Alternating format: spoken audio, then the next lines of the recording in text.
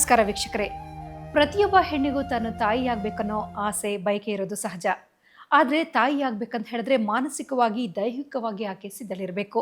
ಈ ಎಲ್ಲ ವಿಚಾರಗಳ ಬಗ್ಗೆ ಮಾಹಿತಿಯನ್ನು ನೀಡಲಿಕ್ಕೆ ನಮ್ಮ ಜೊತೆಗಿರ್ತಾರೆ ಪ್ರಖ್ಯಾತ ಸ್ತ್ರೀರೋಗ ತಜ್ಞರಾದಂಥ ಸಾವಿರಾರು ತಾಯಂದಿರ ಬಾಳಲ್ಲಿ ಬೆಳಕನ್ನು ಮೂಡಿಸಿರುವಂಥ ವಾಣಿ ವಿಲಾಸ್ ಆಸ್ಪತ್ರೆಯ ಸೂಪರಿಂಟೆಂಡೆಂಟ್ ಡಾಕ್ಟರ್ ಸವಿತಾ ಸಿ ಅವರು ಅವ್ರನ್ನ ಕಾರ್ಯಕ್ರಮಕ್ಕೆ ಸ್ವಾಗತಿಸೋಣ. ನಮಸ್ಕಾರ ಮೇಡಮ್. ಕಾರ್ಯಕ್ರಮಕ್ಕೆ ಸ್ವಾಗತ ಮೇಡಮ್. ಮೊದಲನೇದಾಗಿ ನಮ್ಮ ವೀಕ್ಷಕರಿಗೆ ನಿಮ್ಮ ಪರಿಚಯ. ನನ್ನ ಹೆಸರು ಡಾಕ್ಟರ್ ಸವಿತಾ ಅಂತ ಹೇಳಿಬಿಟ್ಟು ನಾನು ಇಲ್ಲಿ ವೈದ್ಯಕೀಯ ಅಧೀಕ್ಷಕರಾಗಿ ಕೆಲಸ ಮಾಡ್ತಾಯಿದ್ದೀನಿ. ಸೊ ನಾನು ಈ ಸಂಸ್ಥೆಗೆ ಅಂದರೆ ಈ ಸಂಸ್ಥೆ ವಾಣಿವಿಲಾಸ ಆಸ್ಪತ್ರೆ ಏನು ಹೇಳ್ತದಲ್ಲ, ಇದು ಬ್ಯಾಂಗ್ಳೂರು ಮೆಡಿಕಲ್ ಕಾಲೇಜ್ದು ಒಂದು ಆಸ್ಪತ್ರೆ, ಅದಕ್ಕೆ ಅದರ ಸಂಬಂಧಪಟ್ಟಿರುವ ಆಸ್ಪತ್ರೆ ಇದು. ಇದರಲ್ಲಿ ಮಹಿಳಾ ಮತ್ತು ಮಕ್ಕಳ ಆಸ್ಪತ್ರೆ. ಇಲ್ಲಿ ಮಹಿಳಾ ಮತ್ತು ಮಕ್ಕಳ ಅಷ್ಟೇ ಇರೋದು, ಅಂದರೆ ಪೀಡಿಯಾಟ್ರಿಕ್ಸು ಮತ್ತು OBG ಅಂತ ಹೇಳ್ತೀವಿ, MCH ಬ್ಲಾಕ್ ಅಂತ ಹೇಳ್ತೀವಿ ಇದನ್ನು.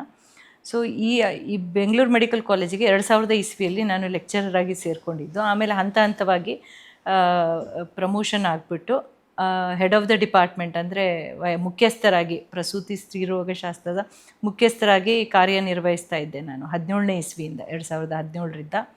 ಆಮೇಲೆ 2022ರಲ್ಲಿ ನಾನು ವೈದ್ಯಕೀಯ ಅಧೀಕ್ಷಕಿಯಾಗಿ ಚಾರ್ಜ್ ತೊಗೊಂಡಿದ್ದು ಈ ಇದರಲ್ಲಿ. ಸೊ ಇಲ್ಲಿವರೆಗೂ ವೈದ್ಯಕೀಯ ಅಧೀಕ್ಷಕಿಯಾಗಿ ಕೆಲಸ ಮಾಡ್ತಾ ಇದ್ದೀನಿ. ಓಕೆ ಮೇಡಮ್, ಇವತ್ತಿನ ದಿನದಲ್ಲಿ ಮಹಿಳೆ ತಾಯಿ ಆಗಬೇಕಂತ ಹೇಳಿದ್ರೆ ಸಾಕಷ್ಟು ಒಂದು ಸಮಸ್ಯೆಗಳನ್ನು ಎದುರಿಸ್ತಾಳೆ. ಸೊ ಆಕೆ ಮಾನಸಿಕವಾಗಿ ಮತ್ತು ದೈಹಿಕವಾಗಿ ಹೇಗೆ ಸಿದ್ಧಳಿರಬೇಕು ಅಂತ ಹೇಳಿ ತಾವು ಮಾಹಿತಿಯನ್ನು ನೀಡ್ತೀರಿ? ಇವಾಗಿನ ಕಾಲದಲ್ಲಿ ಹೇಗಿದೆಯಪ್ಪ ಅಂತಂದರೆ, ಹಿಂದಿನ ಕಾಲದಲ್ಲಿ ಏನಾಗ್ತಿತ್ತು ಅಂದರೆ, ಹೆಣ್ಮಗಳು ಅಂತಂದರೆ 18 ವರ್ಷ ಆದ ತಕ್ಷಣ ಮದುವೆ ಮಾಡ್ತಾಯಿದ್ರು, ಆಮೇಲೆ ಮಕ್ಕಳಾಗೋದು, ಈ ಥರ ಅದು ಒಂಥರ ಸಾಮಾನ್ಯವಾಗಿತ್ತು. ಆದರೆ ಇವಾಗ ಏನಾಗಿದ್ದಾರೆ ಅಂದರೆ, ಹೆಣ್ಣು ಗಂಡಿಗೆ ಸಮಾನವಾಗಿ ಎಲ್ಲ ಇದರಲ್ಲಿ ಏನಂತಾರೆ, ಎಲ್ಲ ಫೀಲ್ಡಲ್ಲೂ ಮುಂದುವರಿತಾ ಇದ್ದಾಳೆ. ಆಯಿತಾ, ಒಂದು ಸೈಂಟಿಸ್ಟ್ ಇರ್ಬೋದು, ಡಾಕ್ಟ್ರು, ಇಂಜಿನಿಯರ್ ಇರ್ಬೋದು, ಪ್ರತಿಯೊಂದರಲ್ಲೂ ಸಹ. ಸೊ ಅಂದರೆ ಕೆರಿಯರ್ ಬಗ್ಗೆ ಕಾನ್ಸಂಟ್ರೇಟ್ ಮಾಡ್ತಾ ಇದ್ದಾರೆ. ಸೊ ಅದರಿಂದ ಅವರು ಯೂಶ್ವಲಿ ಇವಾಗ ಏನಾಗ್ತಾ ಇದೆ ಅಂದರೆ, ಬಹಳಷ್ಟು ಲೇಟಾಗಿಯೇ ಅವ್ರದ್ದು ಮದುವೆ ಆಗೋದು ಲೇಟ್ ಆಗಿರುತ್ತೆ ಅವ್ರದ್ದು. ಅಂದರೆ ಸಾಂಸಾರಿಕ ಜೀವನ ಶುರುವಾಗದೆ ಲೇಟ್ ಆಗಿರುತ್ತೆ. ಸೊ ಅದಕ್ಕೆ ಆಮೇಲೆ ಬರ್ತಾ ಬಹಳಷ್ಟು ಚೇಂಜಸ್ ಇದೆ. ಈಗ ಎನ್ವಿರಾನ್ಮೆಂಟಲ್ ಚೇಂಜಸ್ ಅಂತ ನಾವೇನು ಹೇಳ್ತೀವಿ, ನಮ್ಮ ಲೈಫ್ ಸ್ಟೈಲ್ ಚೇಂಜಸ್ಸು ಇವಾಗ ಏನಾಗ್ತಾ ಇದೆ ಅಂತಂದರೆ, ಈ ಲೈಫ್ ಸ್ಟೈಲ್ ಅಂದರೆ ತುಂಬ ಚೆನ್ನಾಗಿದ್ದರೆ ಲೈಫ್ ಸ್ಟೈಲು, ಅದರಿಂದ ಏನಾಗುತ್ತೆ, ಇವಾಗ ರಿಪ್ರೊಡಕ್ಷನ್ ಅಂತ ಏನು ಹೇಳ್ತೀವಿ ನಾವು, ಸಂತಾನೋತ್ಪತ್ತಿ ಬಗ್ಗೆ ಕಾನ್ಸಂಟ್ರೇಟ್ ಮಾಡಬೇಕಂದ್ರೆ ಲೈಫ್ ಸ್ಟೈಲು ಸಹ ತುಂಬ ಅದರದ್ದು ಎಫೆಕ್ಟ್ ಇರುತ್ತೆ. ಅದರಿಂದ ಈಗ ನೋಡ್ತಾ ಇರ್ತೀರ, ಬಹಳಷ್ಟು ಜನ ಒಬೆಸಿಟಿ ಏನಂದರೆ ಸ್ಥೂಲಕಾಯತೆ ಎಷ್ಟು ಜಾಸ್ತಿ ಇದೆ ಅಂತಂದರೆ, ಅದು ಒನ್ ಆಫ್ ದ ಫ್ಯಾಕ್ಟರು ಈಗ ಮುಂದೆ ಮಕ್ಕಳಾಗಲಿಕ್ಕೆ ತೊಂದರೆ ಆಗೋ ಥರ ಅಂತ. ನೆಕ್ಸ್ಟ್ ಬಂದ್ಬಿಟ್ಟು ಸ್ಟ್ರೆಸ್. ಈಗ ಕೆಲಸ ಮಾಡ್ತಾ ಇರ್ತೀವಿ, ಎಲ್ಲ ಫೀಲ್ಡಲ್ಲೂ ಸ್ಟ್ರೆಸ್ ಇರುತ್ತೆ. ಈ ಸ್ಟ್ರೆಸ್ಸೂ ಒಂದು ಕಾರಣ ಇನ್ಫರ್ಟಿಲಿಟಿ ಆಗಲಿಕ್ಕೆ, ಅಂದರೆ ಮಕ್ಕಳಾಗಲಿಕ್ಕೆ ತೊಂದರೆ ಆಗಲಿಕ್ಕೆ ಅಂತ. ಆಮೇಲೆ ಫುಡ್ಡು ಇದೂ, ಆಮೇಲೆ ಎಕ್ಸಸೈಸ್ ಇಲ್ಲ, ಇವೆಲ್ಲದೂ ಒಂದು ರೀತಿ ಕಾಂಟ್ರಿಬ್ಯೂಟ್ ಮಾಡುತ್ತೆ ಇದಕ್ಕೆ, ಇನ್ಫರ್ಟಿಲಿಟಿಗೆ ಒಂದು. ಸೊ ಅದರಿಂದ ಏನಾಗ್ತಾ ಇದೆ ಅಂತಂದರೆ, ಬಹಳಷ್ಟು ಏನಂದರೆ, ಇವಾಗ ನಾವು ಬಂಜತನ ಎಷ್ಟು ಜಾಸ್ತಿ ಆಗಿದೆ ಅಂತಂದರೆ, ನೀವು ನೋಡ್ತೀರಾ ಎಲ್ಲ ಕಡೆ ಇನ್ಫರ್ಟಿಲಿಟಿ ಸೆಂಟರ್ಸು, IVF ಸೆಂಟರ್ಸು ಜಾಸ್ತಿ ಆಗಿರೋದೇ ಇದರಿಂದ. ಈಗ ಮುಂಚೆ ಎಷ್ಟು ಕಡಿಮೆ ಇತ್ತಲ್ಲ, ಈಗ ಮೋರ್ ದ್ಯಾನ್ 50% ನಾವು ಬಹಳಷ್ಟು ಇನ್ಫರ್ಟಿಲಿಟಿ ಕೇಸಸ್ ನೋಡ್ತಾ ಇದ್ವಿ. ಮುಂಚೆ ಎಲ್ಲ ಏನಿತ್ತಂದರೆ, ಈ ಹೈ ಕ್ಲಾಸ್ ಸೊಸೈಟಿಯಲ್ಲಿ ಈ ಥರ ಇರುತ್ತೆ ಅಂತ ಇದ್ದರು. ಬಟ್ ಇವಾಗ ಹಾಗಿಲ್ಲ. ಈವನ್ನು ಅಂದರೆ ಲೋ ಸೋಷಿಯೋ ಎಕನಾಮಿಕ್ ಸ್ಟೇಟಸಲ್ಲಿ ಸಹ ನಾವು ಬಂಜೆತನ ನೋಡ್ತಾ ಇದ್ದೀವಿ. ತುಂಬ ಜಾಸ್ತಿ ಆಗ್ತಾಯಿದೆ, ದಿನೇ ಜಾಸ್ತಿ ಆಗ್ತಾಯಿದೆ ಇದು. ಒಂದು ಏಜ್ ಜಾಸ್ತಿ ಆಗಿರುತ್ತೆ, ಒಂದು ಪ್ರೊಲಾಂಗ್ ಕ್ಯಾರಿಯರ್ ಬಗ್ಗೆ ಕಾನ್ಸಂಟ್ರೇಟ್ ಮಾಡಿದಾಗ ಸ್ವಲ್ಪ ಲೇಟಾಗಿ ಮ್ಯಾರೇಜ್, ಲೇಟಾಗಿ ಚೈಲ್ಡ್ ಬರ್ತ್ ಈ ಥರ ಎಲ್ಲ ಪೋಸ್ಟ್ಪೋನ್ ಮಾಡ್ತಾರೆ. ಅದು ಒಂದು ರೀಸನ್ನು. ಮತ್ತು ನಾನು ಹೇಳ್ದಂಗೆ ಈ ಥರ ಎಲ್ಲ ಅಂದರೆ ನೀವು ನಿಮ್ಮ ಒಂದು ಜರ್ನಿಯಲ್ಲಿ, ಅಂದರೆ ಕಳೆದ ಒಂದು 25 ವರ್ಷಗಳಿಂದ ಹೆಣ್ಣು ಮಕ್ಕಳ ಆರೋಗ್ಯ ಮತ್ತು ಮಕ್ಕಳ ಆರೋಗ್ಯದಲ್ಲಿ ನೋಡ್ಕೊಳ್ಳೋದ್ರಲ್ಲಿ ತೊಡಗಿದ್ದೀರಿ.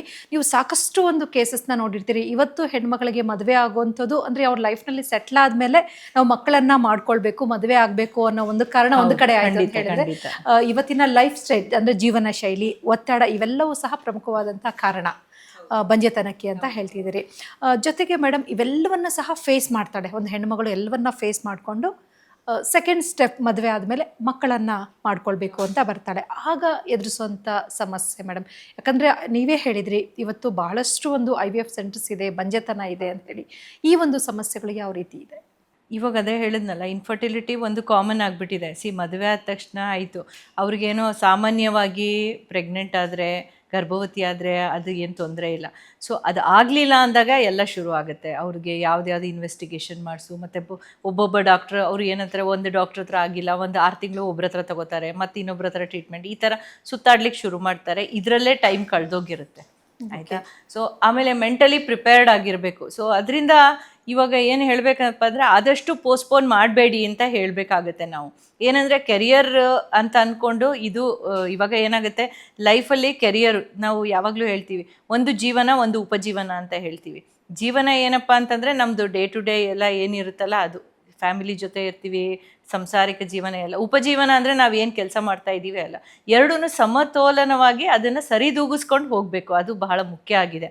ಇವಾಗ ಇಷ್ಟು ವರ್ಷ ನಾನು ಎಕ್ಸ್ಪೀರಿಯನ್ಸಲ್ಲಿ ನೋಡ್ತಾ ಇರೋದ್ರಲ್ಲಿ ಬಹಳಷ್ಟು ತೊಂದರೆಗಳು ಇರುತ್ತೆ ಅಂತ ಅಂದಾಗ, ಸೊ ನಾವು ಕೆರಿಯರ್ಗೆ ಎಷ್ಟು ಇಂಪಾರ್ಟೆನ್ಸ್ ಕೊಡ್ತೀವಲ್ವ, ಅಷ್ಟೇ ಇದಕ್ಕೂ ಸಹ ಸಾಂಸಾರಿಕ ಜೀವನಕ್ಕೂ ಇಂಪಾರ್ಟೆನ್ಸ್ ಕೊಟ್ಟರೆ ಆಯಿತಾ. ಇಲ್ಲ ನಮಗೆ ಬೇಡಪ್ಪ, ನಮಗೇನು ಬೇಡ, ನಾವು ಕೆರಿಯರ್ ಅಷ್ಟೇ ಮಾಡ್ಕೊಂಡಿರ್ತೀವಿ ಅಂದರೆ ಖಂಡಿತ ಅದು ಒಳ್ಳೆಯದು.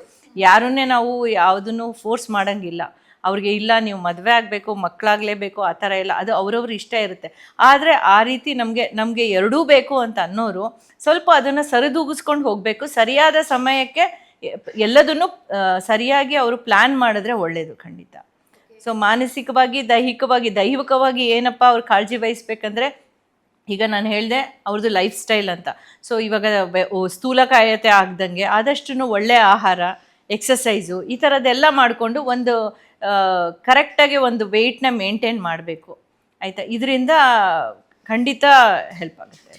ಮಕ್ಕಳು ಮಾಡ್ಕೊಳ್ಳೋದಕ್ಕೆ ಯಾವ ವಯಸ್ಸು ಸರಿಯಾಗಿ ಇರುತ್ತೆ ಮೇಡಮ್? ಯಾವ ವಯಸ್ಸು ಅಂತ ಹೇಳಿದ್ರೆ, ರಿಪ್ರೊಡಕ್ಟಿವ್ ಏಜ್ ಗ್ರೂಪ್ ಅಂತ ನಾವೇನು ಹೇಳ್ತೀವಿ, ಈಗ ಬೇಗ ಬೇಗ ಮೆನೋಪಾಸ್ ಆಗ್ಬಿಡುತ್ತೆ. 18 ವರ್ಷದಿಂದ ನಾವು 35 ವರ್ಷದವರೆಗೂ ನಾವು ರಿಪ್ರೊಡಕ್ಟಿವ್ ಲೈಫ್ ಅಂತ ಹೇಳ್ತೀವಿ ನಾವು.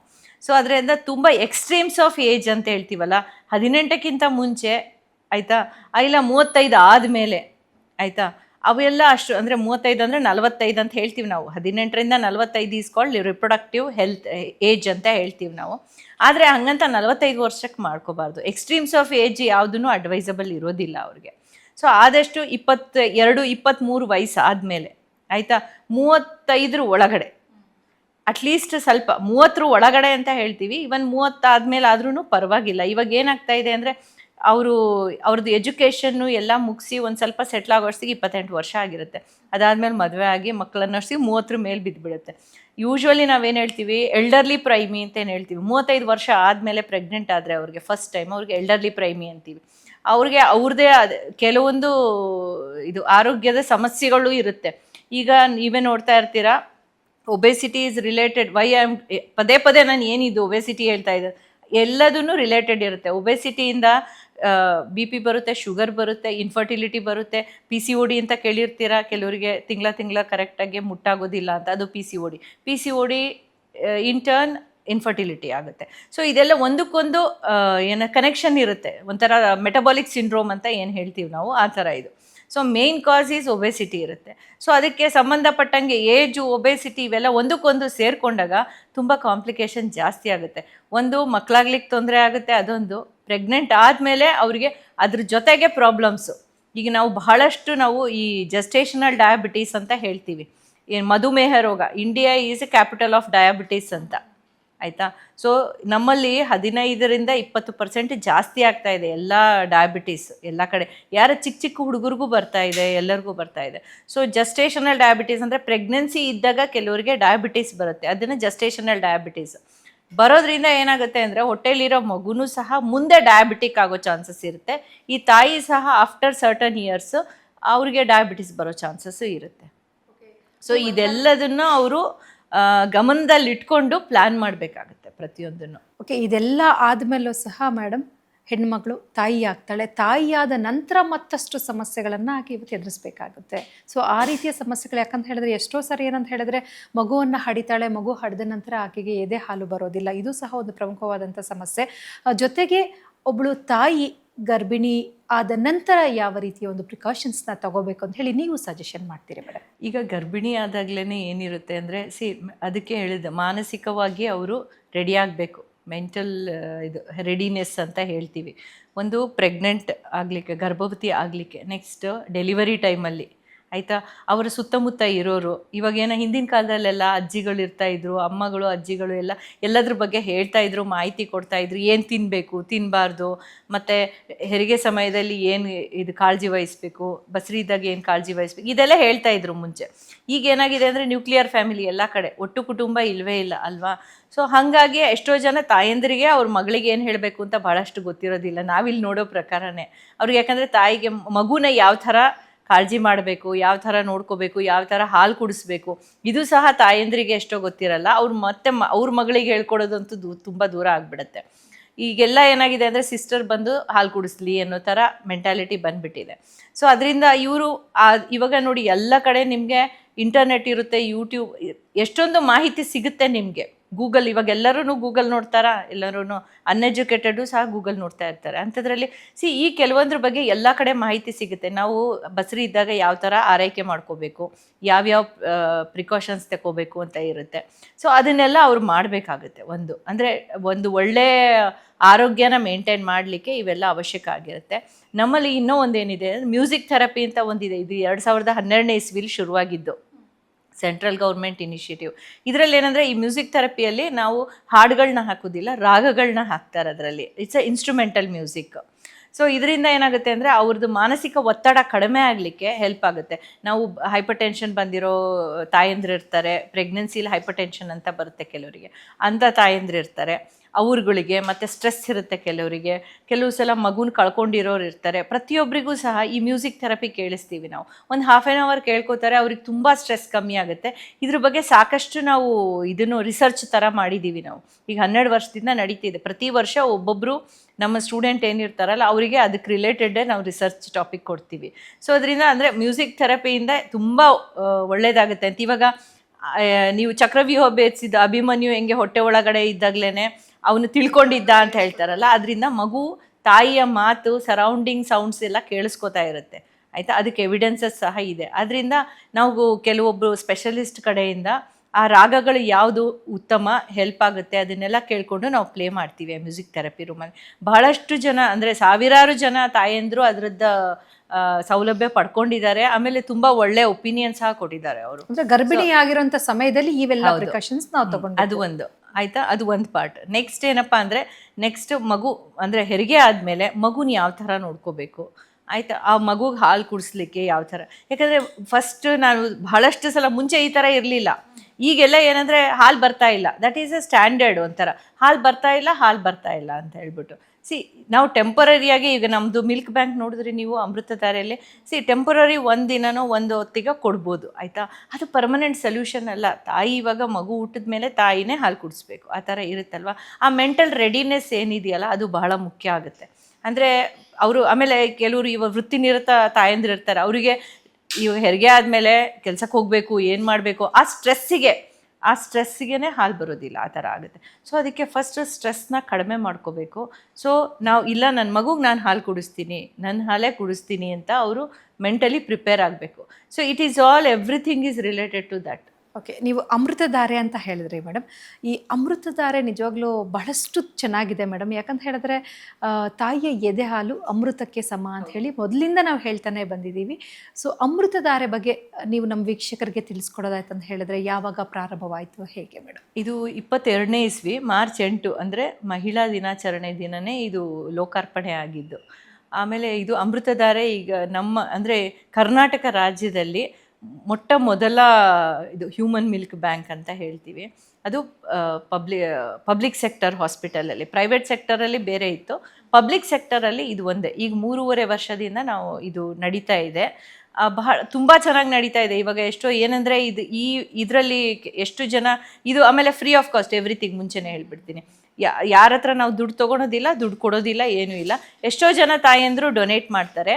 ಇದು ನಮ್ಮ ಇನ್ ಹೌಸ್ ತಾಯಂದ್ರು ಸಹ ಡೊನೇಟ್, ಅಂದರೆ ಅವ್ರ ಮಗುಗೆ ಹಾಲು ಕುಡಿಸಿ ಆದಮೇಲೆ ಎಕ್ಸ್ಟ್ರಾ ಇರೋದನ್ನ ಡೊನೇಟ್ ಮಾಡ್ತಾರೆ. ಆ್ಯಂಡ್ ಬಹಳಷ್ಟು ಜನ ಹೊರಗಡೆ ಹೀಗೆ ಮೀಡಿಯಾದಲ್ಲಿ ವರ್ಡ್ ಆಫ್ ಮೌತ್ ಮತ್ತು ಮೀಡಿಯಾದಿಂದ ಎಲ್ಲ ಜನಗಳಿಗೆ ಗೊತ್ತಾಗಿ ಬಹಳಷ್ಟು ಜನ ಲೀಟರ್ ಗಟ್ಟಲೆ ಡೊನೇಟ್ ಮಾಡ್ತಾರೆ ತಾಯಂದರು. ಅಂದರೆ ಎಕ್ಸ್ಟ್ರಾ ಅವರು ಎಲ್ಲ ಕಲೆಕ್ಟ್ ಮಾಡಿ ಫ್ರೀಸ್ ಮಾಡಿ ಇಟ್ಟಿರ್ತಾರೆ, ಡೀಪ್ ಫ್ರೀಸ್ ಮಾಡಿ ಅದನ್ನು ತಂದು ಕೊಡ್ತಾರೆ. ಆಮೇಲೆ ಒಬ್ಬರು ಫಾರಿನ್ನಿಂದ ಯಾರೋ ಬಂದಿದ್ರು, ಒಂದು ವಾರಕ್ಕೆ ಮೀಟಿಂಗ್ ಅಂತ ಬಂದಿದ್ರು, ಯಾರೋ ನೆದರ್ಲ್ಯಾಂಡಿಂದ ಒಂದು lady. She also donated few litres okay ಇಲ್ಲಿಗೆ. ಸೊ ಈ ಥರ ಅದು ಇದರ ಒಂಥರ ಇದು ಡೊನೇಷನ್ನಲ್ಲೇ ನಡೀತಾ ಇದೆ. ನಾವು ಇದನ್ನ ಏನಂದ್ರೆ ಹೊರಗಿನವ್ರಿಗೆ ಯಾರಿಗೂ ಕೊಡಲ್ಲ, ನಮ್ಮ ಇನ್ ಹೌಸು. ಯಾಕಂದರೆ ನಮ್ಮ NICU ಅಲ್ಲಿ ಪ್ರಿಮೆಚ್ಯೂರ್ ಮಕ್ಕಳು ತುಂಬ ಇರುತ್ತೆ. ಆ ಪ್ರಿಮೆಚ್ಯೂರ್ ಮಕ್ಕಳಿಗೆ ಅವ್ರ ತಾಯಿಯಂದ್ರೆ ಹಾಲು ಸಾಕಾಗೋದಿಲ್ಲ. ಅದು ಅಂಥ ಸಮಯದಲ್ಲಿ ಏನಾಗುತ್ತೆ ಅಂದರೆ ಈ ಹಾಲನ್ನ ನಾವು ಉಪಯೋಗ ಮಾಡ್ಕೋತೀವಿ. ಇವಾಗ 1 or 2 days, ಇವಾಗ ಡೆಲಿವರಿ ಆದಮೇಲೆ ಕೆಲವು ಮಕ್ಕಳಿಗೆ ತಾಯಂದ್ರಿಗೆ ಹಾಲು ಬರೋದಿಲ್ಲ, ಅಂಥ ಟೈಮಲ್ಲಿ ಯೂಸ್ ಮಾಡ್ಕೋತೀವಿ. ಆಮೇಲೆ ಕೆಲವು ಅಬಂಡೆಂಟ್ ಬೇಬೀಸ್ ಇರುತ್ತೆ, ಕೆಲವರು ಮಗು ಬೇಡ ಅಂತ ಅಂದರೆ ಈ ಪಾಕ್ಸೋ ಕೇಸಸ್ ಎಲ್ಲ ಇರುತ್ತೆ ಕೆಲವೊಂದು, ಅವರು ಬಿಟ್ಟು ಹೋಗ್ತಾರೆ. ಇಂಥ ಮಕ್ಕಳಿಗೆ ಏನಾಗುತ್ತೆ ಅಂತಂದರೆ 1 ತಿಂಗಳು 2 ತಿಂಗಳು NICU ಅಲ್ಲಿ ಇರುತ್ತಲ್ಲ ಅಂಥ ಮಕ್ಕಳಿಗೆ. ಆಮೇಲೆ ತಾಯಂದರು ICU ಅಲ್ಲಿ ಇರ್ತಾರೆ, ಅವರು ಕ್ರಿಟಿಕಲ್ ಇರ್ತಾರೆ, ಅವರು ಹಾಲು ಕುಡಿಸೋ ಇದರಲ್ಲಿರಲ್ಲ, ಪರಿಸ್ಥಿತಿಲಿರಲ್ಲ. ಅಂಥ ಮಕ್ಕಳಿಗೆಲ್ಲ ನಾವು ಇದನ್ನು ಉಪಯೋಗ ಮಾಡ್ಕೊಡ್ತೀವಿ, but totally free of cost. ಅಂದರೆ ಸರಿಸುಮಾರು ಕಳೆದ 3.5 ವರ್ಷದಿಂದ ಎಷ್ಟು ಜನ ಮಕ್ಕಳಿಗೆ ಈ ಒಂದು ಸೌಲಭ್ಯ ದೊರಕಿದೆ ಮೇಡಮ್, ತಮ್ಮ ಒಂದು ಅಂದಾಜಿನ ಪ್ರಕಾರ? 3,500ಕ್ಕಿಂತ ಹೆಚ್ಚು ಮಕ್ಕಳಿಗೆ ನಾವು ಇದನ್ನ ಕೊಟ್ಟಿದ್ದೀವಿ. ಓಕೆ, ಇದನ್ನ ಲೀಟರ್ ಗಟ್ಟಲೆ ಕಲೆಕ್ಟ್ ಆಗಿತ್ತು ಅದನ್ನೆಲ್ಲ. ಅದು ಲೀಟರ್ ಅಂಕಿ ಅಂಶ ನಿಮಗೆ ಮಾಹಿತಿ ಕೊಡ್ತಾರೆ ಅವರು, ಅಷ್ಟೊಂದು. ಸೊ ಇದನ್ನೆಲ್ಲ ನಾವು ಕಲೆಕ್ಟ್ ಮಾಡಿ, ಅಂದರೆ ಅದಕ್ಕೆ ಒಂದು ಪ್ರಾಸೆಸ್ ಇದೆ. ಇದು ಸುಮ್ಮನೆ ಇಸ್ಕೊಂಡ್ಬಿಟ್ಟು ಬೇರೆಯವ್ರಿಗೆ ಕೊಡೋದು ಆ ಥರ ಇಲ್ಲ, ಅದಕ್ಕೊಂದು ಪ್ರಾಸೆಸ್ಸೇ ಇದೆ. ಅದನ್ನು ಕಲೆಕ್ಟ್ ಮಾಡಿ ಡೀಪ್ ಫ್ರೀಸ್ ಮಾಡಿ ಆಮೇಲೆ ಪೂಲಿಂಗ್ ಅಂತ ಮಾಡ್ತಾರೆ. ಆಮೇಲೆ ಅದಕ್ಕೂ ಮುಂಚೆ ಮೈಕ್ರೋಬಯಾಲಜಿಕಲ್ ಟೆಸ್ಟಿಂಗ್ ಆಗುತ್ತೆ, ಅದಾದಮೇಲೆ ಪ್ಯಾಶ್ಚರೈಸೇಷನ್ ಮಾಡಿ, ಪ್ಯಾಶ್ಚರೈಸೇಷನ್ ಆದಮೇಲೆ ಮತ್ತೆ ಟೆಸ್ಟಿಂಗ್ ಮಾಡಿಬಿಟ್ಟು ಆಮೇಲೆ ಡೀಪ್ ಫ್ರೀಸ್ ಮಾಡಿರ್ತಾರೆ. ಸೊ ಯೂಶ್ವಲಿ ಒಂದು ಸಲದ್ದು ಇದನ್ನು 6 months ಸ್ಟೋರ್ ಮಾಡ್ಬೋದು. ಆಮೇಲೆ ಇನ್ನೂ ಒಂದೇನು ಹೇಳಬೇಕಂತಂದರೆ, ನಾನು ಈ ವೃತ್ತಿ ನಿರತೆ ಇವಾಗ ಕೆಲಸಕ್ಕೆ ಬರಬೇಕು. ಇವಾಗ ಕೆಲವು ಕಡೆ 3 ತಿಂಗಳು ಇರುತ್ತೆ ರಜಾ, ಕೆಲವು ಕಡೆ 6 ತಿಂಗಳು ಇರುತ್ತೆ. ಏನು ಮಾಡ್ತಾರೆ, ತಾಯಿಯಂದರು ಹಾಲು ಕುಡಿಸೋದು ಬಿಡಿಸ್ಬಿಡ್ತಾರೆ. ಆ ಥರ ಮಾಡಬಾರ್ದು ಖಂಡಿತ. ಅವರು ಅವರೇ ಮಗು ಇದು ಹಾಲನ್ನ ಇದು ಆಫೀಸ್ಗೆ ಹೋಗ್ಲಿಕ್ಕೆ ಮುಂಚೆ ಎಕ್ಸ್ಪ್ರೆಸ್ ಮಾಡಿ ಅದನ್ನು ಫ್ರಿಜ್ಜಲ್ಲಿ ಸ್ಟೋರ್ ಮಾಡ್ಬೋದು. 24 hours they can store it in regular fridge. ಇನ್ನೂ ಜಾಸ್ತಿ ಬೇಕಾಯ್ತು ಅಂದರೆ ಡೀಪ್ ಫ್ರೀಸ್ ಮಾಡಬೇಕಾಗುತ್ತೆ. ಅದಾದಮೇಲೆ ಕಾಯಿಸಬಾರ್ದು. ಮತ್ತು ನೆಕ್ಸ್ಟ್ ಫ್ರಿಜ್ಜಿಗೆ ಇದು ರೆಫ್ರಿಜರೇಟರ್ಗೆ ಇಟ್ಟು ಆಮೇಲೆ ಆಚೆ ಇಟ್ಬಿಟ್ಟು ಅದು ನಾರ್ಮಲ್ ಟೆಂಪ್ರೇಚರ್ ಬಂದಮೇಲೆ they can feed it. So ಇದನ್ನ ಮಾಹಿತಿ ಎಷ್ಟೋ ಜನಕ್ಕೆ ಗೊತ್ತಿರೋದಿಲ್ಲ ಖಂಡಿತ. ಸೊ ಅದರಿಂದ ಏನಾಗುತ್ತೆ ಅಂದರೆ ಬಿಡಿಸ್ಬಿಡ್ತಾರೆ, ಮೇಲಿಂದ ಹಾಲು ಪೌಡರ್ ಹಾಲು ಹಾಕ್ತಾರೆ, ಇದೆಲ್ಲ ಮಾಡ್ತಾರೆ. ನಾವು ಹೇಳೋದು exclusive breast feeding for 6 months, not even water. So ತಾಯಿಯ ಎದೆ ಹಾಲನ್ನೇ 6 ತಿಂಗಳು ಕೊಡಬೇಕು. 6 ತಿಂಗಳಾದಮೇಲೆ ಅದ್ರ ಜೊತೆಗೆ ಎದೆ ಹಾಲಿನ ಜೊತೆಗೆ ಕಾಂಪ್ಲಿಮೆಂಟ್ರಿ ಫೀಡ್ಸ್ ಅಂತ ಏನಿರುತ್ತೆ, ಈ ರಾಗಿ ಸರಿ ಆ ಥರದ್ದೆಲ್ಲ ಕೊಡ್ತಾರಲ್ಲ, ಅದನ್ನು ಕೊಡ್ಬೋದು ಅವರು. ಬಟ್ 6 ತಿಂಗಳವರೆಗೂ ಮಾತ್ರ ಖಂಡಿತ ಪ್ರತಿಯೊಬ್ಬರೂ ಸಹ. ಯಾಕಂದರೆ ನಿಮ್ಮ ಮಗು ತಾಯಿ ಹಾಲಿಂದ ವಂಚಿತ ಆದರೆ ಮುಂದೆ ಅದಕ್ಕೆ ಎಷ್ಟೊಂದು ಕಾಯಿಲೆಗಳು ಬರುತ್ತೆ. ಈಗ ಎಷ್ಟೊಂದು ರಿಸರ್ಚ್ ಏನು ನಡೀತಿದೆ ಅಂದರೆ, ಮುಂದೆ ಇವಾಗ ಡಯಾಬಿಟಿಸ್ ಜಾಸ್ತಿ ಯಾಕೆ ಆಗ್ತಾ ಇದೆ ಅಂತಂದರೆ ತಾಯಿ ಹಾಲು ಕುಡ್ದಿಲ್ಲ, ಅದಕ್ಕೆ ಡಯಾಬಿಟಿಸ್ ಬರ್ತಾ ಇದೆ. ಇವತ್ತಿನ ದಿನದಲ್ಲಿ ಎಷ್ಟು ಮಾಹಿತಿಯನ್ನ ಕೊಟ್ಟರು ಸಹ ನಮ್ಮ ಹೆಣ್ಣು ಮಕ್ಕಳು ಸೌಂದರ್ಯದ ಪ್ರಜ್ಞೆ ಹೆಚ್ಚು ಕಾಡೋದ್ರಿಂದ ಇವತ್ತು ಎದೆ ಹಾಲನ್ನ ಮಗುವಿಗೆ ಕೊಡೋದಿಲ್ಲ ಮೇಡಮ್. ಆ ಒಂದು ಮಿತ್ಸು ಸಹ ಇವತ್ತು ನಮ್ಮ ಹೆಣ್ಮಕ್ಳಲ್ಲಿ ಸೇರ್ಕೊಂಡ್ಬಿಟ್ಟಿದೆ, ಅಗಾಧವಾಗಿ ಸೇರ್ಕೊಂಡ್ಬಿಟ್ಟಿದೆ. ನನ್ನ ಸೌಂದರ್ಯ ಕಡಿಮೆ ಆಗ್ಬಿಡುತ್ತೆ. ಅದು ಸೌಂದರ್ಯ ಮೇಂಟೈನ್ ಮಾಡ್ಬೇಕಂತಂದ್ರೆ ಎದೆ ಹಾಲು ಕೊಡ್ಬೇಕಾಗುತ್ತೆ. ಯಾಕಂದ್ರೆ ಪ್ರೆಗ್ನೆನ್ಸಿ ಇದು ಎಷ್ಟೋ ಜನಕ್ಕೆ ಗೊತ್ತಿಲ್ಲ ಮೇಡಮ್. ಪ್ರೆಗ್ನೆನ್ಸಿಯಲ್ಲಿ ಏನಾಗಿರುತ್ತೆ ಗೊತ್ತಾ, ಈ ನೇಚರ್ ಪ್ರಕೃತಿ ಹೆಂಗಿರುತ್ತೆ ಅಂತಂದ್ರೆ ಪ್ರಿಪೇರ್ ಮಾಡುತ್ತೆ ತಾಯಿಯ ದೇಹನ. ಅವ್ರಿಗೆ ವೇಸ್ಟ್ ಸುತ್ತ ಏನಂದರೆ ಕೊಬ್ಬು ಶೇಖರಣೆ ಆಗಿರುತ್ತೆ. ಅದು ಯಾಕೆ ಆಗಿರುತ್ತೆ ಅಂದರೆ, ಈ ಬ್ರೆಸ್ಟ್ ಫೀಡಿಂಗ್ ಟೈಮಲ್ಲಿ ಆ ಕೊಬ್ಬು ಕರ್ಗಲಿ ಅಂತ ಅನ್ಕೊಂಡು. ಸೊ ಅದು ಎಕ್ಸ್ಟ್ರಾ, ಇವಾಗ ಹಾಲು ಕುಡಿಸ್ಬೇಕಂದ್ರೆ ಎಕ್ಸ್ಟ್ರಾ ಎನರ್ಜಿ ಬೇಕು, ಎಕ್ಸ್ಟ್ರಾ ನ್ಯೂಟ್ರಿಷನ್ ಬೇಕಾಗುತ್ತಲ್ಲ. ಸೊ ಅದನ್ನು ಕರಗಲಿ ಅದಕ್ಕೆ ನೇಚರ್ ಆ ಥರ ಮಾಡಿರುತ್ತೆ. ಇವರು ಹಾಲು ಕುಡಿಸ್ಲಿಲ್ಲ ಅಂತಂತಂದರೆ ಆ್ಯಕ್ಚುಲಿ ಅದು ಕೊಬ್ಬು ಕರ್ಗೋದಿಲ್ಲ. ಸೊ ಅದು ಒಂದು ರೀತಿ ಹೆಲ್ಪ್ ಮಾಡುತ್ತೆ. ಅದು ಈ ಒಂದು ವಿಚಾರವನ್ನ ನಮ್ಮ ಹೆಣ್ಮಕ್ಳು ತಿಳ್ಕೋಬೇಕು. ಹೌದು, ಎಷ್ಟೋ ಜನಕ್ಕೆ ಗೊತ್ತಿರೋದಿಲ್ಲ ಈ ವಿಷಯಗಳನ್ನ.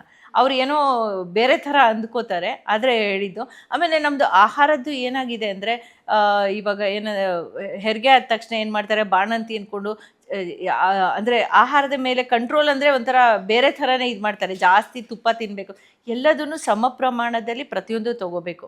ನಮ್ಮ ಇಂಡಿಯನ್ ಫುಡ್ ಹೇಗಿದೆಯಪ್ಪ ಅಂದರೆ, ನಾವು ಕಾರ್ಬೋಹೈಡ್ರೇಟ್ ಜಾಸ್ತಿ ತೊಗೋತೀವಿ, ಪ್ರೋಟೀನ್ ತುಂಬ ಕಡಿಮೆ ತೊಗೋತೀವಿ.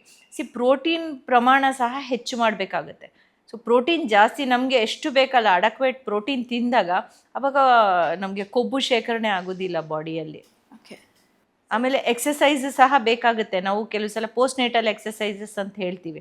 ಹೆರಿಗೆ ಆದಮೇಲೆ ಅವ್ರು ಎಕ್ಸಸೈಸ್ ಮಾಡಬೇಕು, ಅಬ್ಡಾಮಿನಲ್ ಎಕ್ಸಸೈಸಸ್ಸು ಆ ಥರ ಎಲ್ಲ ಮಾಡ್ತಾರೆ. ಅದು ಏನು ಮಾಡೋಕ್ಕೆ ಹೋಗೋದಿಲ್ಲ ಹೆಣ್ಮಕ್ಳು ಇವಾಗ. ಸೊ ಅದರಿಂದ ಅವ್ರ ಸೌಂದರ್ಯ ಹಾಳಾಗುತ್ತೆ ಹೊರತು ಹಾಲು ಕುಡಿಸಿದ್ರಿಂದ ಅಲ್ಲ. ಮೇಡಮ್, ತಾವು ಡಯಾಬಿಟಿಸ್ ಬಗ್ಗೆ ಹೇಳ್ತಿದ್ರಿ. ಈಗ ತಾಯಿಗೂ ಒಂದು ವೇಳೆ ಡಯಾಬಿಟಿಸ್ ಇದೆ ಅಂತ ಹೇಳಿದ್ರೆ ಹುಟ್ಟುವಂಥ ಮಗುವಿಗೂ ಸಹ ಡಯಾಬಿಟಿಸ್ ಬರುವಂಥ ಸಾಧ್ಯತೆ ಇದೆಯಾ? ಈಗ ಡಯಾಬಿಟೀಸ್ ಇವಾಗ ಎಲ್ಲರಿಗೂ ಗೊತ್ತಿರೋ ವಿಷಯ ಏನಪ್ಪ ಅಂದರೆ ಹೆರಿಡಿಟ್ರಿ ಅಂತ ಕೇಳ್ತೀವಿ. ಯಾಕಂದರೆ ಪೇರೆಂಟ್ಸ್ಗೆ ಇದೆಯಾ ಅಂತ, ಇವಾಗ ತಾಯಂದ್ರು ಬಂದಾಗ ನಿಮ್ಮ ಅಪ್ಪ ಅಮ್ಮಂಗೆ ಇತ್ತಾ ಅಂತ ನಾವು ಕೇಳ್ತೀವಿ. ಸೊ ಏನಾಗುತ್ತೆ ಅಂದರೆ ಹೊಟ್ಟೆಲಿದ್ದಾಗ ಮಗುಗೆ ಈ ತಾಯಿಗೆ ಡಯಾಬಿಟಿಸ್ ಬಂದರೆ, ಅಂದರೆ ಪ್ರೆಗ್ನೆಂಟಲ್ಲಿದ್ದಾಗ ಜಸ್ಟೇಷನಲ್ ಡಯಾಬಿಟೀಸ್ ಅಂತ ಹೇಳ್ತೀವಿ. ಇದೇನಾಗುತ್ತೆ ಅಂದರೆ ಮುಂದೆ ಮಗು ಖಂಡಿತ ಅದ್ರ ಮುಂದಿನ ಜೀವನದಲ್ಲಿ ಅದಕ್ಕೂ ಸಹ ಡಯಾಬಿಟಿಸ್ 100% ಅಂತಲ್ಲ, ಸಮ್ ಪರ್ಸೆಂಟೇಜು ಅದಕ್ಕೂ ಡಯಾಬಿಟಿಸ್ ಬರೋ ಚಾನ್ಸಸ್ ಇರುತ್ತೆ. ಮತ್ತು ತಾಯಂದ್ರಿಗೂ ಸಹ ಈಗ ಜನರಲ್ ಪಾಪ್ಯುಲೇಷನ್ಗೆ ಕಂಪೇರ್ ಮಾಡಿದ್ರೆ, ಅಂದರೆ ಡಯಾಬಿಟಿಸ್ ಇಲ್ದಿದ್ದವ್ರಿಗೆ ಕಂಪೇರ್ ಮಾಡಿದ್ರೆ ಇವು ಪ್ರೆಗ್ನೆನ್ಸಿಯಲ್ಲಿ ಕೆಲವರಿಗೆ ಯಾರಿಗಿರುತ್ತಲ್ಲ ಅವರಿಗೆ ಹೆಚ್ಚು ಸಾಧ್ಯತೆ ಇರುತ್ತೆ. ತಾಯಿಗೂ ಮುಂದೆ ಆಫ್ಟರ್ 40 years ಅವಳಿಗೂ ಡಯಾಬಿಟಿಸ್ ಬರೋ ಚಾನ್ಸಸ್ ಜಾಸ್ತಿ, ಮಗುಗೂ ಸಹ ಜಾಸ್ತಿ ಇರುತ್ತೆ. Almost 8 times compare to general population ಅಂತಂದ್ರೆ 8 ಪಟ್ಟು ಜಾಸ್ತಿ ಇರುತ್ತೆ. ಒಂದು ಹೆರಿಡಿಟಿ ಅಲ್ಲ, ಹೆರಿಡಿಟ್ರಿ ಪ್ಲಸ್ ಇವಾಗ ಏನಂದರೆ ಮಗುಗೆ ಅದು ಸೆನ್ಸ್ ಅಂದರೆ ಶುಗರ್ ಲೆವೆಲ್ ತಾಯಿದು ಜಾಸ್ತಿ ಇರೋದು. ನಾವು ಏನು ಹೇಳ್ತೀವಿ, ಡಯಾಬಿಟಿಸ್ ಬಂದರೂ ಸಹ ಎಷ್ಟು ಕಂಟ್ರೋಲಲ್ಲಿ ಇರಬೇಕು ಅವ್ರಂದರೆ ಮಗುಗೆ ಸೆನ್ಸ್ ಆಗಬಾರ್ದು ನಮ್ಮಮ್ಮಂಗೆ ಡಯಾಬಿಟಿಸ್ ಇದೆ ಅಂತ ಹೊಟ್ಟೆ ಒಳಗಿರೋದು. ಅಷ್ಟು ಚೆನ್ನಾಗಿ ಕಂಟ್ರೋಲ್ ಮಾಡಿದ್ರೆ ದೆನ್ ಅದು ಇಟ್ಸ್ ಅ ಪ್ರೊಟೆಕ್ಟಿವ್ ಇದಿರುತ್ತೆ. ಇಲ್ದಿದ್ರೆ ಮಗುಗೆ ಬರೋ ಸಾಧ್ಯತೆ 8 ಜಾಸ್ತಿ ಕಾಮನ್ ಅಂತ ಹೇಳ್ತೀವಿ ನಾವು. ಜೊತೆಗೆ ಮೇಡಮ್, ಎಷ್ಟೋ ಜನ ಹೆಣ್ಮಕ್ಳಿಗೆ ಡೆಲಿವರಿ ಆದ ಮೇಲೆ ಶುಗರು BP ಬರುತ್ತೆ, ಅಂದ್ರೆ ಡಯಾಬಿಟಿಗೂ ಮತ್ತೆ BP ಹೆಚ್ಚಾಗುತ್ತೆ ಅಂತ ಕೂಡ ಸಾಮಾನ್ಯವಾಗಿ ಹೇಳ್ತಾರೆ ಮೇಡಮ್. ಡಯಾಬಿಟೀಸು ಮುಂಚೆನೇ ಇದು ಒಂದು ಓವರ್ಟ್ ಡಯಾಬಿಟಿಸ್ ಅಂತ ಏನು ಹೇಳ್ತೀವಿ, ಪ್ರೆಗ್ನೆಂಟ್ ಆಗ್ಲಿಕ್ಕೆ ಮುಂಚೆಯಿಂದನೂ ಡಯಾಬಿಟಿಸ್ ಇರ್ತಾರೆ. ಇವಾಗ ಏನಾಗುತ್ತೆ, ಈ ಮಗು ನೆಕ್ಸ್ಟ್ ಮುಂದೆ ಪ್ರೆಗ್ನೆಂಟ್ ಆದಾಗ ನ್ಯಾಚುರಲಿ ಬಂದಿರುತ್ತೆ ಡಯಾಬಿಟಿಕ್ಕು, ಅರ್ಲಿ ಏಜಲ್ಲೇ ಡಯಾಬಿಟಿಸ್ ಶುರುವಾಗಿರುತ್ತೆ, ಅವ್ರು ಪ್ರೆಗ್ನೆಂಟ್ ಆಗೋದು ಒಂದು ಕ್ಯಾಟಗರಿ. ಇನ್ನೂ ಒಂದು ಏನಂದರೆ ಪ್ರೆಗ್ನೆನ್ಸಿಲಿ ಡಯಾಬಿಟಿಸ್ ಬರುತ್ತೆ, ಆಯಿತಾ, ಆಮೇಲಿಂದ ಡೆಲಿವರಿ ಆದಮೇಲೆ ಅದು ಹೊರಟೋಗುತ್ತೆ. ಮುಂದೆ ಅವ್ರಿಗೆ 40 years ಆದಮೇಲೆ ಈ ಡಯಾಬಿಟಿಸ್ ಬರುತ್ತೆ, ತಾಯಿಗೂ ಬರುತ್ತೆ ಮಗುಗೂ ಬರೋ ಚಾನ್ಸಸ್ ಜಾಸ್ತಿ. 100% ಅಲ್ಲ, ಬಟ್ ಬರೋ ಚಾನ್ಸಸ್ ಹೆಚ್ಚು. ಜನರಲ್ ಪಾಪ್ಯುಲೇಷನ್ಗಿಂತ ಇದು ಹೆಚ್ಚಾಗಿರುತ್ತೆ ಅಂತ ಹೇಳ್ಬಿಟ್ಟು. ಕೆಲವು ಎಲ್ಲ ಕಾಯಿಲೆಗಳು ಈ ಥರ ಹೆರಿಡಿಟ್ರಿ ಇರಲ್ಲ. ಇವಾಗ ರಕ್ತಹೀನತೆ ಇರುತ್ತೆ, ಇವಾಗ ಅನಿಮಿಯಾ ಇದ್ದರೆ ಅನಿಮಿಯಾ ಹೆರಿಡಿಟ್ರಿ ಅಲ್ಲ, ಅದು ಬರುತ್ತೆ ಅಂತ ಅಲ್ಲ. ಬಟ್ ಹುಟ್ಟೋ ಮಗುವಲ್ಲಿ ತಾಯಿಯಲ್ಲಿ ಅನಿಮಿಯಾ ಇತ್ತಂದರೆ ಐರನ್ ಸ್ಟೋರ್ಸ್ ಕಮ್ಮಿ ಇರುತ್ತೆ ಹುಟ್ಟೋ ಮಗುಗೆ. ಈಗ ತಾಯಿಗೆ BP ಇತ್ತಂದರೆ ಮಗುಗೆ ಬರುತ್ತೆ, ಆ ಥರ ಏನೂ ಇಲ್ಲ. ಕೆಲವೊಂದು ಕಾಯಿಲೆಗಳು ಬರಬಹುದು, ಎಸ್ಪೆಷಲಿ ಇದು ಡಯಾಬಿಟೀಸ್. ಇನ್ನು ಕೆಲವೊಂದು ಬೇರೆ ಹೆರಿಡಿಟರಿ ಡಿಸೀಸಸ್ ಏನೇನು ಇರುತ್ತಲ್ಲ ಅದೆಲ್ಲ ಬರೋ ಚಾನ್ಸಸ್ ಇರುತ್ತೆ ಬೇರೆ. ಓಕೆ, ನಾವು ತಾಯಿಯ ಎದೆ ಹಾಲಿನ ವಿಚಾರವಾಗಿ ಮಾತನಾಡ್ತಾ ಇದ್ವಿ ಮೇಡಮ್. ನಮ್ಮ ಹಳ್ಳಿಗಳ ಕಡೆ ತಾಯಿ ಸಮ್ಟೈಮ್ಸ್ ಮಗು ವಾಂತಿ ಮಾಡಿಬಿಡುತ್ತೆ. ಆವಾಗ ಏನು ಹೇಳ್ತಾರೆ ಅಂದರೆ ನಮ್ಮ ಹಿರಿಯರು ಹಾಲು ಕೆಟ್ಟೋಗಿದೆ, ಹಾಲು ಒಡೆದೋಗಿದೆ, ಈ ರೀತಿ ಎಲ್ಲ ಹೇಳ್ತಾರೆ. ಇದೆಲ್ಲ ನಿಜಾನ ಮೇಡಮ್? ಖಂಡಿತ ಇಲ್ಲ. ಎಷ್ಟೋ ಸಲ ಏನು ಗೊತ್ತಾ, ಇನ್ನೂ ಒಂದು ಮಿತ್ ಇದೇನಪ್ಪ ಅಂತಂದರೆ, ಫಸ್ಟ್ ಕೊಲೆಸ್ಟ್ರಮ್ ಅಂತ ಏನು ಬರುತ್ತಲ್ಲ, ಹೆರಿಗೆ ಆಗಿದ್ದು ಫಸ್ಟ್ 1-2-3 ದಿನ ಆಯಿತಾ, ಏನು ಹಾಲು ಬರುತ್ತಲ್ಲ ಅದು ತುಂಬ ರಿಚ್ ಇರುತ್ತೆ. ಅದನ್ನು ಲಿಕ್ವಿಡ್ ಗೋಲ್ಡ್ ಅಂತ ಹೇಳ್ತಾರೆ. ಅದನ್ನು ಕುಡಿಸೋದಿಲ್ಲ ಆಯಿತಾ. ಅದರಲ್ಲಿ ಎಷ್ಟು ಇದಿರುತ್ತೆ ಅಂದರೆ ರೋಗ ನಿರೋಧಕ ಶಕ್ತಿಗಳು ಎಷ್ಟೊಂದಿರುತ್ತೆ ಅಲ್ಲಿದ್ರೆ, ಇಮ್ಯುನೋಗ್ಲೋಬುಲಿನ್ಸ್ ಅಂತ ಹೇಳ್ತೀವಿ ನಾವು. ಈ ಪ್ರತಿಯೊಂದೂ ಇದು ಅದನ್ನು ಆ್ಯಕ್ಚುಲಿ ನ್ಯಾಚುರಲ್ ವ್ಯಾಕ್ಸಿನ್, ಅದು ಮಗುಗೆ ಫಸ್ಟ್ ವ್ಯಾಕ್ಸಿನ್, ಅದು ಕೊಲೆಸ್ಟ್ರಮ್, ಅದನ್ನೇ ಇದು ಮಾಡ್ತಾರೆ. ಬಟ್ ಈಗ ಬಹಳಷ್ಟು ಚೇಂಜಸ್ ಆಗ್ತಾ ಇದೆ, ಅದನ್ನು ತುಂಬ ಇದು ಮಾಡಿ ಈಗಲೂ ಸಹ ಅಂದ್ರೂ ನಾವು 100% ಅಚೀವ್ ಮಾಡಿಲ್ಲ ಅದನ್ನು. ಬ್ರೆಸ್ಟ್ ಫೀಡಿಂಗ್ ಬಗ್ಗೆ ಆಗಲಿ, ಇದ್ರ ಬಗ್ಗೆ ಕೊಲೆಸ್ಟ್ರಾಮ್ ಎಷ್ಟೇ ಹೇಳಿದ್ರೂ ಸಹ ಇನ್ನೂ ನಡೀತಾ ಇದೆ. ಆದರೆ ಇದರಿಂದ ಮೋಸ್ಟ್ಲಿ ಈ ಮೀಡಿಯಾದಲ್ಲಿ ನೋಡಿ, ಇವಾಗ ನೀವು ಮಾತಾಡೋದು ನೋಡಿ ಏನಾದರೂ ಇನ್ನೊಂದು ಸ್ವಲ್ಪ ಜನ ಆದರೂ ತಿಳ್ಕೊಂಡ್ರೆ ಒಂದು 10 ಜನ ಒಳ್ಳೆಯದು. ಅದನ್ನು ಯಾವುದೂ ಇಲ್ಲ. ಆಮೇಲೆ ಏನಕ್ಕೆ ಅದಕ್ಕೆ ವಾಂತಿ ಮಾಡ್ಕೊಳುತ್ತೆ ಅಂತಂದರೆ, ನಾವು ಹಾಲು ಕುಡಿಬೇಕಾದ್ರೆ ಮಗು ಇವನ್ ಸ್ವಲ್ಪ ಏರ್ನ ಸಹ ಕುಡ್ದಿರುತ್ತೆ, ಅದೇನಾಗುತ್ತೆ ತೇಗ ಥರ ವಾಪಸ್ ಬರುತ್ತಲ್ವಾ. ಈಗ ಹೊಟ್ಟೆಯಲ್ಲಿ ಏನಿರುತ್ತೆ, ಆ್ಯಸಿಡ್ ಇರುತ್ತೆ ಸ್ಟಮಕ್ಕಲ್ಲಿ. ಹಾಲು ಒಡೀತದದು ಹಾಲು ಹೊಟ್ಟೆ ಒಳಗಡೆ. ಅದು ಆಚೆ ಬಂದ ತಕ್ಷಣ ಹಾಲು ಒಡೆದಿದೆ ಅಂತಲ್ಲ, ತಾಯಿ ಹಾಲು ಕೆಟ್ಟೋಗಿದೆ ಅಂತಲ್ಲ, ಅದು ನಾರ್ಮಲ್ ಡೈಜೆಷನ್ ಪ್ರಾಸೆಸ್ ಅಷ್ಟೇ. ಇದು ಯಾಕೆ ವಾಂತಿ ಮಾಡ್ಕೊಳುತ್ತೆ ಅಂದರೆ, ಅದು ಏರ್ ಮೇಲೆ ಬರುತ್ತೆ. ಅದಕ್ಕೆ ನಾವೇನೇನು ಹೇಳ್ತೀವಿ, ಹಾಲು ಕುಡಿಸಿದ್ಮೇಲೆ ಮಗುನ ಭುಜದ ಮೇಲೆ ಹಾಕ್ಕೊಂಡು ಹಿಂಗೆ ಬರ್ಪಿಂಗ್ ಅಂತ ಹೇಳ್ತಾರೆ. ಅಂದರೆ ಬೆನ್ನು ನೇವರಿಸ್ಬೇಕು, ಅದು ತೇಗ್ ಬರ್ಸಿ ಆಮೇಲೆ ಮಲಗಿಸ್ಬೇಕು ಅಂತ. ಎಷ್ಟೋ ಸಲ ಮಾಡಲ್ಲ, ಅವಾಗ ಅದು ವಾಂತಿ ಮಾಡ್ಕೊಳುತ್ತೆ, ಅಂದರೆ ಕಕ್ಕುತ್ತೆ ಅಂತ ಹೇಳ್ತಾರಲ್ಲ, ಅದು ಒಂದು. ಇನ್ನೂ ಒಂದು ಸಲ ಏನಾಗುತ್ತೆ, ಹಾಗೆ ಮಾಡಿದಾಗ ಕೆಲವು ಸಲ ಆಸ್ಪಿರೇಷನ್ ಆಗಿ ಮಗು ಸತ್ತೋಗುತ್ತೆ. ಎಷ್ಟೋ ಸಲ ಹಾಗೆ ಆ ಮಗು ಸತ್ತಿರೋ ಮಗುನ ಹಾಸ್ಪಿಟ್ಲಿಗೆ ಕರ್ಕೊಂಬರ್ತಾರೆ. ಸೊ ಅದು ಒಂದು. ಸೊ ಬರ್ಪಿಂಗ್ ಬಗ್ಗೆ ತುಂಬ ಇಂಪಾರ್ಟೆಂಟ್ ಅದು. ಪ್ರತಿಯೊಬ್ಬರಿಗೆ ಯೂಶ್ವಲಿ ನಮ್ಮ ಆಸ್ಪತ್ರೆಯಲ್ಲಿ ಎಲ್ಲರಿಗೂ ಹೇಳ್ತೀವಿ ನಾವು, ಅಂದರೆ ಹಾಲು ಕುಡಿಸಿದ್ಮೇಲೆ ಭುಜದ ಮೇಲೆ ಹಾಕ್ಕೊಂಡು ಮಗುನ ಸ್ವಲ್ಪ ಅಂದರೆ ಇಮಿಡಿಯೇಟ್ ಮಲಗಿಸ್ಬೇಡಿ, ಮಲ್ಕೊಂಡು ಹಾಲು ಕುಡಿಸ್ಬೇಡಿ, ಈ ಥರ ಎಲ್ಲ ಹೇಳ್ತೀವಿ. ಸೊ ಇದು ಹಾಲು ಕೆಟ್ಟೋಗಿದೆ, ಹಾಲು ಒಡೆದೋಗಿದೆ ಆ ಥರ ಏನೂ ಇರೋದಿಲ್ಲ ಆ ಥರ. ಓಕೆ ಮೇಡಮ್, ನೀವು ವಾಣಿ ವಿಲಾಸ್ ಆಸ್ಪತ್ರೆಯಲ್ಲಿ ಸೂಪರಿಂಟೆಂಡೆಂಟ್ ಆದಮೇಲೆ ಆದಂಥ ಬದಲಾವಣೆಗಳು ಮೇಡಮ್, ಯಾಕಂತ ಹೇಳಿದ್ರೆ ಅಮೃತಧಾರೆ ಒಂದು ಬ್ಯೂಟಿಫುಲ್ ಕಾನ್ಸೆಪ್ಟ್ ಮೇಡಮ್, ಅದು ನಮಗೆ ಬಹಳಷ್ಟು ಇಂಪ್ರೆಸ್ ಆದಂಥ ಒಂದು ಕಾನ್ಸೆಪ್ಟ್. ಏನೆಲ್ಲ ಒಂದು ಬದಲಾವಣೆ ಆಯಿತು?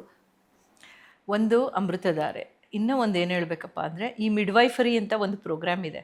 ಅಂದರೆ ವೆಸ್ಟರ್ನ್ ಕಂಟ್ರೀಸಲ್ಲೆಲ್ಲ ಏನಿದೆ, ಗೈನಕಾಲಜಿಸ್ಟ್ ಯಾರು ಡೆಲಿವರಿ ಮಾಡಿಸಲ್ಲ, ಮಿಡ್ವೈಫ್ಸ್ ಡೆಲಿವರಿ ಮಾಡಿಸ್ತಾರೆ. ನೀವು ಕೇಳಿರ್ಬೋದು UK US ಎಲ್ಲ ಮಿಡ್ವೈಫ್ಸ್ ಅಂತ. ದೇ ಆರ್ ನಾವು ಅಂದರೆ ಸರ್ಟಿಫೈಡ್ ಇದು, ಅಂದರೆ ನರ್ಸಿಂಗ್ ಮಾಡಿದ್ಮೇಲೆ ಅವರು ಮಿಡ್ವೈಫರಿ ಮತ್ತೆ ಓದಿರ್ತಾರೆ ಅವರು. So they are certified skilled ಇದು ಮಿಡ್ವೈಫ್ಸ್ ಅವರು. ಅವ್ರಿಗೆ ಆದ ಒಂದು ಕರಿಕ್ಯುಲಮ್ ಇದೆ. ಇದು government of India initiative to reduce maternal mortality ಮತ್ತು ಸಿಸೇರಿಯನ್ ಸೆಕ್ಷನ್ಸ್ ಅಂತ ಹೇಳ್ಬಿಟ್ಟು. ಇದು 23ನೇ ಇಸ್ವಿ ಜಾನ್ವರಿಯಲ್ಲಿ ನಮ್ಮ ಆಸ್ಪತ್ರೆಯಲ್ಲಿ ಶುರುವಾಯಿತು. ನ್ಯಾಷನಲ್ ಮಿಡ್ವೈಫರಿ ಟ್ರೈನಿಂಗ್ ಇನ್ಸ್ಟಿಟ್ಯೂಟ್ ಅಂತ, ಆಮೇಲೆ ಸ್ಟೇಟ್ ಮಿಡ್ವೈಫರಿ ಟ್ರೈನಿಂಗ್ ಇನ್ಸ್ಟಿಟ್ಯೂಟ್ ಅಂತ ಈ ಹೆಲ್ತ್ ಆ್ಯಂಡ್ ಫ್ಯಾಮಿಲಿ ವೆಲ್ಫೇರಿಂದ ಸ್ಟಾರ್ಟ್ ಮಾಡಿದ್ದಾರೆ. ಸೊ ಸೌತ್ ಇಂಡಿಯಾದಲ್ಲಿ ನಮ್ಮ ವಾಣಿ ವಿಲಾಸ್ ಆಸ್ಪತ್ರೆ ಫಸ್ಟ್ ಸೆಂಟರ್ ಅದಕ್ಕೆ. ಸೊ ಇಲ್ಲಿ ನಮಗೆ ಮಿಡ್ವೈಫರಿ ಲೆಡ್ ಕೇರ್ ಯೂನಿಟ್ ಅಂತ ಸಹ ಇದೆ. ಅಂದರೆ ಮಿಡ್ವೈಫ್ಸ್ ಅದು ಅವ್ರದ್ದು ಏನಂದರೆ ಅಲ್ಲಿ ಜಾಸ್ತಿ ಮೆಡಿಸಿನ್ಸ್ ಏನು ಕೊಡೋದಿಲ್ಲ, ಅವರು ಸಹಜವಾದ ಹೆರಿಗೆಗೆ ಅವರು ಹೆಲ್ಪ್ ಮಾಡ್ತಾರೆ. ಅವ್ರದ್ದೇ ಆದ ಎಕ್ಸಸೈಸಸ್ ಇದೆ. ಅವ್ರದ್ದು OPD ನಡೆಸ್ತಾರೆ. ಅಂದರೆ ಅವರು ತಗೊಳ್ಳೋ ಅಂಥ ತಾಯಂದ್ರೆ ಏನಪ್ಪ ಅಂದರೆ ತುಂಬ ಲೋ ರಿಸ್ಕ್, ಯಾವುದೇ ಕಾಂಪ್ಲಿಕೇಶನ್ಸ್ ಇಲ್ಲದೆ ಇರೋವಂಥ ತಾಯಂದ್ರನ್ನ ಅವ್ರು ಅಟೆಂಡ್ ಮಾಡ್ತಾರೆ. ಸೊ ಅಲ್ಲಿ ಡೆಲಿವರಿ ಮಾಡಿಸ್ತಾರೆ. ಅದರಲ್ಲಿ ಆಲ್ಟರ್ನೇಟ್ ಬರ್ದಿಂಗ್ ಪೊಸಿಷನ್ಸ್ ಅಂತ ಇದೆ. ಸೊ ಕೆಲವು ನಾರ್ಮಲ್ ಡೆಲಿವರಿ ಟೈಮಲ್ಲಿ ಇವಾಗ ಒಂದು ಪೊಸಿಷನ್ ಅಂತ ಇರುತ್ತೆ, ಆದರೆ ಆಲ್ಟರ್ನೇಟ್ ಬರ್ದಿಂಗ್ ಪೊಸಿಷನ್ಸ್ ಅಂದರೆ ಆಲ್ 4 ಪೊಸಿಷನ್ಸ್ ಅಂತ ಹೇಳ್ತಾರೆ, ಪ್ರಾಪ್ಡ್ ಅಪ್ ಪೊಸಿಷನ್ ಅಂತಾರೆ.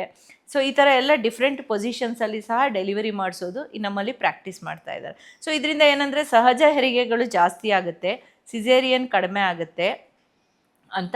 ಆಮೇಲೆ ಅವರು 1-to-1 ಕೇರ್ ಕೊಡ್ತಾರೆ.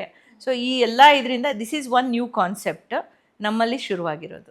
ಓಕೆ ಮೇಡಮ್, ತಾವು ಪ್ರಾರಂಭದಲ್ಲಿ ಒಂದು ಮಾತು ಹೇಳಿದ್ರಿ, ಯಾಕಂದರೆ ಇವತ್ತು ಹೆಣ್ಣು ಮಕ್ಕಳಲ್ಲಿ ಒತ್ತಡ ಆಗ್ಬೋದು ಅಥವಾ ಲೇಟ್ ಮ್ಯಾರೇಜಸ್ ಆಗ್ಬೋದು, ಇದರಿಂದ ಸಾಕಷ್ಟು ಸಮಸ್ಯೆಗಳನ್ನು ಎದುರಿಸ್ತಾ ಇದ್ದಾರೆ. ಬಂಜೆತನ ಅಂತ ಸಮಸ್ಯೆಗಳು ಸಹ ಎದುರಾಗಿದೆ ಅಂತ ಹೇಳಿ ಸಾಕಷ್ಟೊಂದು ಆಸ್ಪತ್ರೆಗಳು ಸಹ ಇವತ್ತು ಇದೆ, ಕೆಲಸ ನಿರ್ವಹಿಸ್ತಾ ಇದೆ ಅಂತ ಹೇಳಿ.